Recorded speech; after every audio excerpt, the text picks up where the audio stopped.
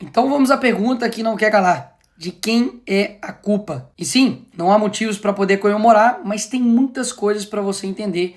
Isso vai fazer toda a diferença. E diferentemente do outro lado, eu não preciso inventar para poder te explicar quem é o culpado disso. Basta eu ler a carta do Trump. E começa citando Jair Bolsonaro e diz: conheci e lidei com o ex-presidente Jair Bolsonaro e o respeitei profundamente, assim como a maioria dos outros líderes de países.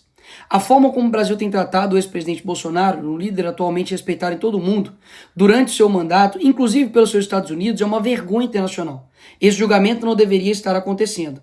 Trata-se de um caça às bruxas que deve acabar imediatamente. Ou seja, o Trump deixou bem claro no primeiro parágrafo da carta que a culpa não é do Bolsonaro, a culpa é de quem está perseguindo o Bolsonaro. E piora, em parte devido aos ataques insidiosos do Brasil contra as eleições livres e os direitos fundamentais da liberdade de expressão dos americanos, como foi ilustrado recentemente pelo STF, que emitiu centenas de ordens secretas e ilegais de censura às plataformas de mídia social dos Estados Unidos. Lembra disso aí. E para poder refrescar aí a sua memória, o assessor do Trump ele foi detido pelo Moraes aqui em Brasília em 2021. O Alexandre de Moraes também derrubou o X, o Twitter, aqui do Brasil. E também derrubou a Rumble, que é uma rede social que tem ligações muito próximas com a Truth Social, que também é uma plataforma criada pelo Donald Trump. Dito isso, não sou eu, Bolsonaro, a direita que está falando. É a carta do Trump. Ela continua. A partir de 1º de agosto de 2025, cobraremos uma tarifa de 50% sobre qualquer produto brasileiro enviado aos Estados Unidos. Ou seja, devido à perseguição, nós vamos cobrar essa taxa. Mesmo depois de uma carta tão clara e transparente, a esquerda quer dizer que o culpado não é o presidente da República, mas o Bolsonaro, que nem presidente é. Será mesmo? Vamos ver. Lula, antes mesmo das eleições, já falava que o Trump era nazismo com outra cara e chamou ele de desumano. O Lula deixou navios de guerra do Irã atracar aqui no Brasil, mesmo os Estados Unidos fazendo pressão contrária. O Alckmin, que é vice do Lula, participou de um evento no Irã ao lado do líder do Hamas e outros 3 líderes terroristas. Voltou até a exigir visto para os cidadãos dos Estados Unidos para entrar aqui no Brasil. Foi destaque no mundo inteiro quando comparou as ações de Israel a Hitler. Ou seja, atacando o principal aliado dos Estados Unidos na guerra entre Israel e Irã. E aí o que o Lula esperava? De que essa conta nunca ia chegar? Ela chegou e muito cara. Mas ela tem um motivo, como vocês viram. Não foi do nada. Mas existe uma forma de resolver isso. No fim da carta do Trump ele fala: essas tarifas podem ser modificadas para cima ou para baixo, dependendo da nossa relação com o seu país. A solução está na mão do governo. Basta ter um mínimo de relação diplomática com uma nação importante, que é o caso dos Estados Unidos, parar de perseguir seus opositores aqui no Brasil, dar uma maquetada no STF para ele ficar no canto dele, que as coisas vão ser resolvidas. Caso contrário, Lula, você vai ferrar todo mundo. Ou vocês acham que isso daqui é fazer diplomacia? Eu não tenho medo de você, inclusive.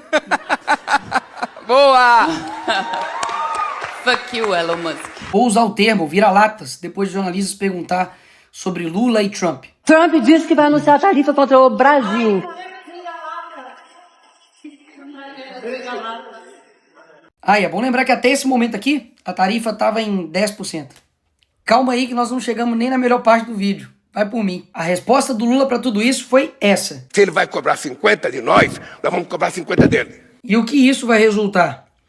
Se por algum motivo o senhor decidir aumentar suas tarifas, então qualquer que seja o número que escolher aumentá-las, será acrescentado aos 50% que cobraremos. Se o Lula vai cobrar 50, eles também vão colocar mais 50 nessa conta. Enquanto isso, uma nação que decidiu ter diplomacia com os Estados Unidos, que é a Argentina, aprovou um acordo que garante tarifa zero para 80% das exportações argentinas. Como deve ser bom ter um presidente, né? Sabe por que eles estão dizendo que o Brasil não pode recuar a esse tipo de medida de fora? Porque nós defendemos a soberania nacional. E é aqui que o vídeo fica interessante. A esquerda, que está dizendo aí que defende a soberania nacional, tem uma organização que chama Folha de São Paulo, desde 1990, que interfere ativamente nas eleições e no processo democrático de todos os países da América Latina. E quem está dizendo isso não sou eu, é o Lula. Parte da chegada da esquerda ao poder da América Latina pela existência dessa cosita chamada Fórum de São Paulo. E aqui, com o José Dirceu,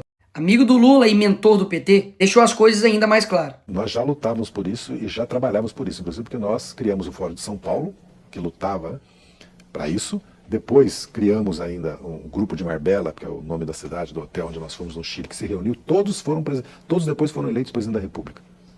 Todos foram. Todos. Então quer dizer que os Estados Unidos não pode aplicar uma sanção em defesa da liberdade, mas eles podem interferir em todos os outros países da América Latina para poder implementar, literalmente, ditaduras. E pausa. Quem é pior? Um país que taxa o outro país para poder defender a liberdade de outro país? Ou um país que taxa o seu próprio povo para poder bancar um governo?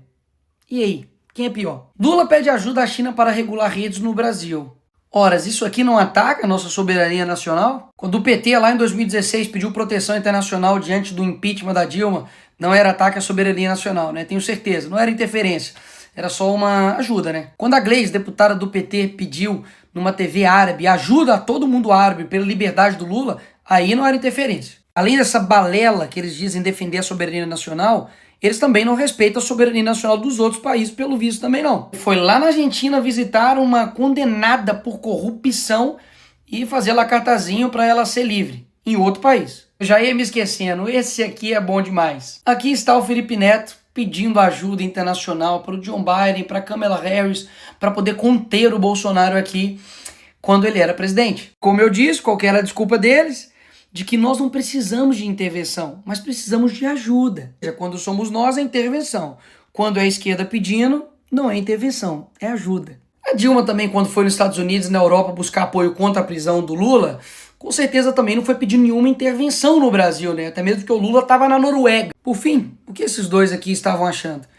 De que eles iam implantar aqui uma ditadura, calar seus opositores, perseguir, deixar inelegível por nada. Porque eu não sei se você sabe, Bolsonaro não está inelegível porque ele tentou dar um golpe. Foi porque ele fez uma reunião com embaixadores.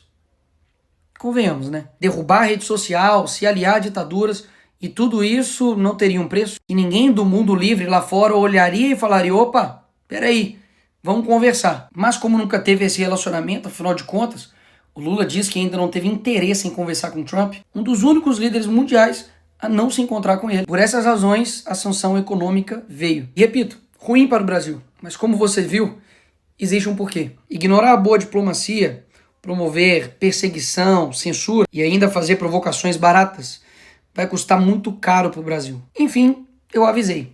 Se a gente não parasse o Lula ia parar o Brasil.